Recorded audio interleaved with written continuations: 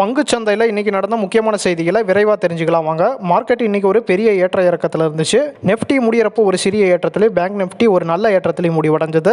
ஜாஸ் engineering அப்படிங்கிற ஒரு company இப்போ பார்த்துட்டு இருக்கோம். ஃபாரின்ல ஒரு ப்ரொடக்ஷன் பிளான்ட் இந்த கம்பெனி தொடங்க இருக்காங்க. பிளான்ட் தொடங்குறது இந்த கம்பெனிக்கு சாதகமாக இருக்குதா அப்படிங்கிறத நம்ம பொறுத்திருந்து பார்க்கலாம். ஸ்பெஷாலிட்டி கெமிக்கல் செக்டாரில் இருக்கிற கிரி இண்டஸ்ட்ரி நம்ம இப்போ பார்த்துட்டு இருக்கோம். தொடர்ந்து கடந்த சில மாதங்களா ஒரு இறக்கத்தில் இந்த ஷேர் இருக்குது. தற்போது இயர்னுடைய லோ ரேஞ்சில் இந்த ஷேர் ட்ரேட் ஆயிட்டு இருக்கு. இந்த ஷேரை பற்றி நீங்களும் ஃபண்டமெண்டலாக அனலைஸ் பண்ணி பாருங்க.